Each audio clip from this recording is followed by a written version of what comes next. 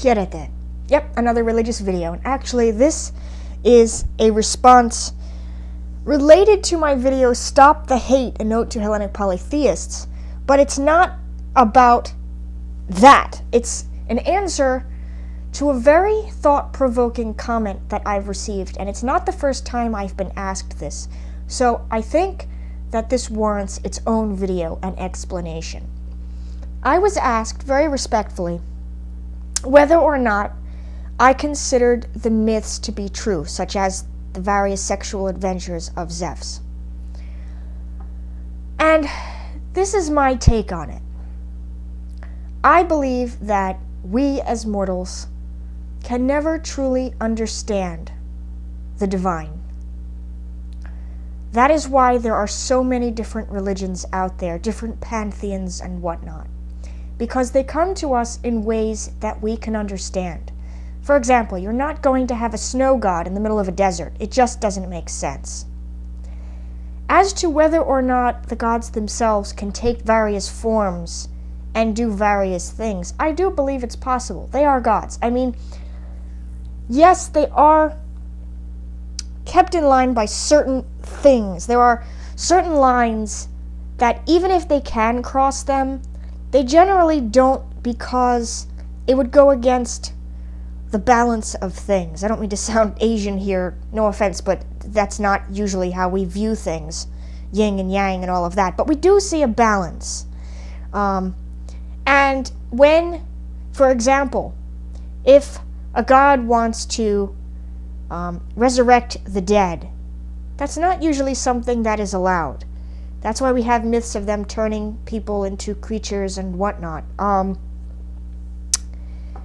So, because there are different domains, and they usually respect them. Sometimes they overlap, but they have to keep within them. Now, another explanation could be scientifically. Okay, well, take the story of Arachne, for example, which is actually a Roman myth. So you see a spider, and you say, oh, that reminds me of Athena, or as they would call her, Minerva, and they create something around that. You can take that explanation.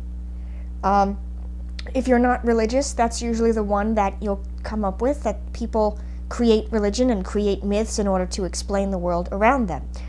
I think that the gods work in ways that we cannot understand. Sometimes we do write about myths or things that we think happened, and sometimes we write about things that we've experienced or actual possible relationships with the gods. Who's to say that Zeus doesn't have a lightning bolt and doesn't throw it when there are storms? The gods are not tangible.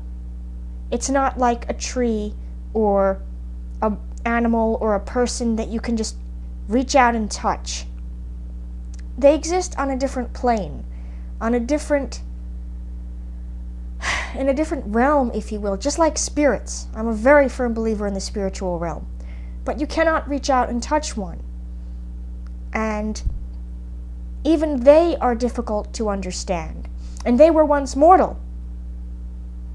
So if you see, your uncle who died, many times that might freak you out, or you might feel very pleased by it, but you can't explain it. Why is he here? How did he get here? What part of him is here? So if we can't do it for ourselves, imagine for the gods. So that's why I say there are some things that we can answer and some things that we can't. But if we choose to follow a specific pantheon, then we should follow the myths of that pantheon in order to make our religion complete. Should we take it absolutely literally? No.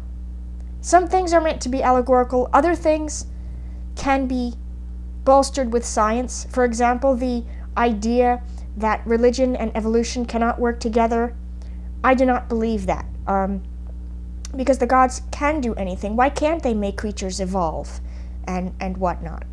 So really it comes down to perspective. But I think either way is fine, as long as you have some kind of idea of the divine, that it comes to you in a way that touches you. That is what's the most important thing here. Thank you.